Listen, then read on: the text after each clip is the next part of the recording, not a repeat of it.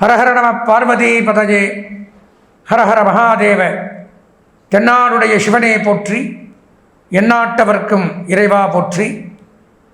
வேயிறு தோழிபங்கன் விடமுண்ட கண்டன், மிக நல்ல வீணை தடவி மாசரு திங்கள் கங்கை முடிமேல் அணிந்து என் உளமே புகுந்த அதனால், ஞாயிறு திங்கள் செவ்வாய் புதன் வியாழன் வெள்ளி சனி பாம்பிரண்டும் உடனே, ஆசரு நல்ல நல்ல அவை நல்ல நல்ல அடியார் அவர்க்கு மிகவே. ஆதித்யாஜ சோமாஜ மங்களாய புதாஜ குரு சுக்ர சனிபியஸ்ச ராகவே கேதவே நமஹ.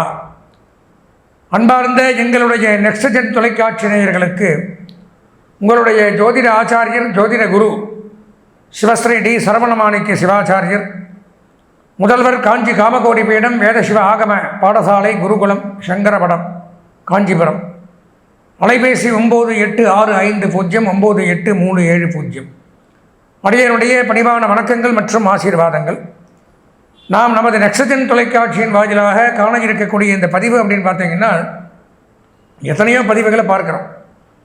நிறைய நிகழ்ச்சிகள் ஜோதிட ரீதியாக, ஆன்மீக ரீதியாக, மாத ராசி பலன்கள், பெயர்ச்சி பலன்கள், இது மாதிரி வார ராசி பலன்கள், இது மாதிரி நிறைய பார்த்துட்டு இருக்கோம். ஒன்லையும் ஒரு விஷயங்கள் இருக்கும். அப்படி பார்க்கும் பொழுது இப்போ நாம் பார்க்க இருக்கக்கூடிய இந்த பதிவு அப்படின்னு பார்த்தீங்கன்னா,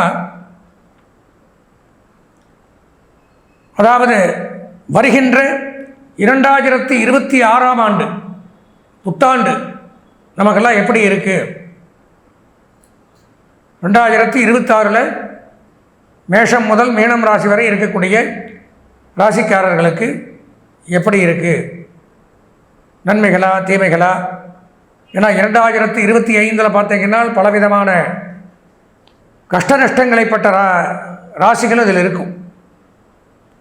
அதில் ஏதாவது விடிவு காலம் வருதா, மாற்றங்கள் ஏற்படுமா, நமக்கு நல்லதே நடக்காதா, இப்படியெல்லாம் சொல்ல முடியாத கஷ்டங்களோடு துயரங்களோடும் எதிர்பார்ப்புகளோடும் நிறையா ராசிக்காரர்கள் இருப்பார்கள்.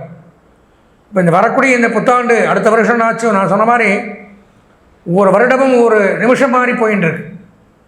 அப்போது அவ்வளோ வேகமாக கஷ்டங்களை அனுபவிக்கிறோம். நல்லது சீக்கிரம் ஓடிடுது, கெட்டது ரொம்ப நாள் அனுபவிச்ச மாதிரி தெரியும்.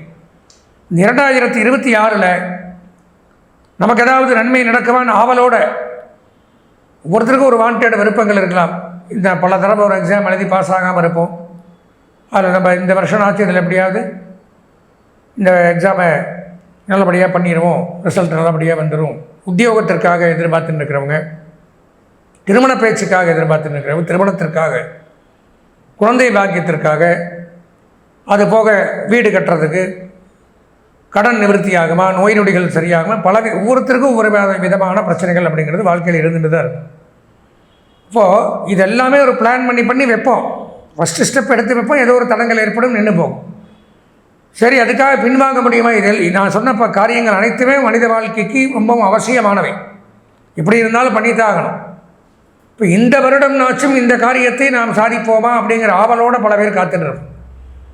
அப்போது 2026க்கு அப்படின்னு ஒரு தனி பலன்கள் கிடையாது. 9 கிரகங்களும் எந்த இடத்துல பயிற்சி ஆகுதோ அப்போ தான் அது பலன்கள். அப்போ 2025 ஆன பயிற்சிகளும் 26 ஆக போகிற பயிற்சிகளையும் வைத்துத்தான் பொதுவான பலன்களாக சொல்ல முடியும். அப்போ அந்தந்த கிரகங்கள் எங்கெங்கே இருக்கோ இந்த 2026 12 ராசிகளுக்கும் சாதகமாக இருக்கா, அனுகூலமாக இருக்கா, நமக்கு எப்படி இருக்கும் அப்படிங்கிறது தான் இந்த பதிவில் பார்க்குறோம். வாங்க உள்ளே போய் 12 ராசிகளுக்கும் எப்படி இருக்குங்கிறத தெளிவாக பார்ப்போம். அன்பார்ந்த எங்களுடைய அவிட்டம் சதயம் பூரட்டாதி ஆகிய நட்சத்திரத்தில் பிறந்த கும்பராசி நேயர்களுக்கு வணக்கம், இனிய புத்தாண்டு வாழ்த்துக்கள். நாம் காண இருக்கக்கூடிய இந்த பதிவு அப்படின்னு பார்த்தோம்னா, இந்த 2026ஆம் ஆண்டு கும்பராசிக்கு எப்படி இருக்குது அப்படிங்கிறத பார்க்குறோம். கும்பராசிங்கும் பொழுது சனி பகவான் முழுமையாக ஆரம்பத்தில், இப்போ வருட ஆரம்பத்தில் பார்த்தோம்னா வக்ரகதியில் கும்பத்தில் தான் இருக்கார், ஜென்மச்சனியாக. அதுக்கப்புறம் கொஞ்ச நாள் கழித்து போனாலும் 2ஆம் இடம் 7.5 சனி விடலை. 2ஆம் இடம் குடும்பம், வாக்கு, தனஸ்தானம் அப்படிங்கிற இடத்துல இருக்கார். குடும்ப பிரிவை ஏற்படுத்துகிறார். பேச்சுவார்த்தையின் மூலம் கலகங்கள், குடும்பத்தில் கணவன் மனைவி சண்டை, தாயார் தாப்பனாரால் சண்டை, வாரிசுகளால் பிரச்சனை, தொட்டது துலங்காது. அலைச்சல், துன்பம், துயரம், வேதனை, சங்கடங்கள், மன உளைச்சல், பொருளாதார விரயங்கள், கஷ்டநஷ்டங்கள், விரும்பியவர்கள், தெரிந்தவர்கள், விருப்பமானவர்களை விட்டு பிரிதல், அவர்களுடைய மறைவு, பொருளாதார ரீதியான மந்தங்கள், இன்னும் சொல்லப்போனால் சில பேருக்கு நரம்பு கோளாறுகள், பெண்களாக இருந்தால் மென்சஸ் ப்ராப்ளம், கர்ப்பப்பை கோளாறுகள், உடல் சரீர இளைப்பு, இரத்த சம்பந்தமான நோய், பேச்சின் மூலம் கலகங்கள், இதெல்லாம் ஏற்படுத்துகிற ராகு இருக்கிறதுனால. அதே சமயம் ஏற்றுமதி இறக்குமதி தொழில் சிறப்பாக இருக்கும். வெளிநாட்டு தொழில், வெளிநாட்டில் வேலை செய்கிறவங்களுக்கு அங்கே இருந்தால் பதவி உயர்வு, சம்பள உயர்வுகள், இங்கிருந்து வெளிநாட்டுக்காக வேலை செய்யக்கூடியவர்களுக்கும் பதவி உயர்வு, சம்பள உயர்வுகள் கிடைக்கும். உயர்கல்வித்துறை, பத்திரப்பதிவுத்துறை, வருமான வரித்துறை, வருவாய்த்துறை, income tax, sale tax, register, அதான் சொன்னேன் ரிஜிஸ்ட்ரேஷன் பண்ணுறவங்கள பத்திரப்பதிவு, அதில் எல்லாம் பணியாற்றுறவங்களுக்கு பதவி உயர்வுகள் மிகச்சிறப்பு. அதே மாதிரி கருவூலங்கள், உள்ளாட்சித்துறை, மாவட்ட நிர்வாகம், செக்ரட்டரியேட், இதில் எல்லாம் பணியாற்றக்கூடியவர்களுக்கு நன்மை அப்படிங்கிறது ஏற்படுது. அரசியல்வாதிகளுக்கும் நன்மை உண்டாகும், புதிய பொறுப்புகள் அப்படிங்கிறது கிடைக்கும். ராசிக்கு 5ஆம் இடத்துல வக்ரகதியில் குரு பகவான், பிள்ளைகள் மூலமாக வாரிசுகள் மூலம் மகிழ்ச்சி. வாரிசுகள் இல்லாத தம்பதிகளுக்கு வாரிசுகள் அப்படிங்கிறது ஏற்படும். வாரிசுகள் விரும்பிய கல்வியை கற்கலாம், விரும்பிய தொழிலை செய்யலாம்.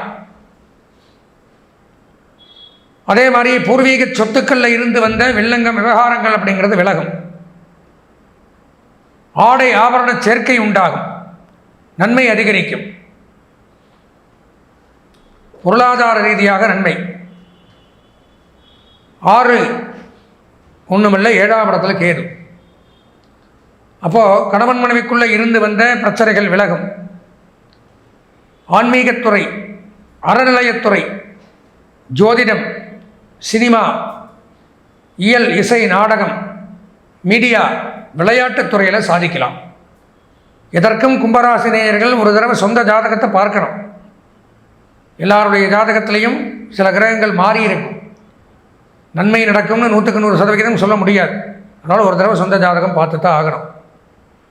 இந்த ஆண்டு பலன்கள் 26 பொதுவான பலன்களில் பார்த்தோம்னா ஒரு 70% நன்மைகள் அனைவருக்குமே, அனைத்து தரப்பினருக்குமே 70% நன்மை. இந்த ஆண்டு அதிர்ஷ்டமான வண்ணம் மஞ்சள், அனுகூலமான திசை மேற்கு, அதிர்ஷ்டமான எண் 7, வணங்க வேண்டிய தெய்வம் காளி, பத்ரகாளியை வணங்கி இந்த ஆண்டை இனிமையான ஆண்டாக மாற்றிக்கொள்ள ஆசீர்வதித்து விடைபெறுகிறேன். நன்றி, வணக்கம்.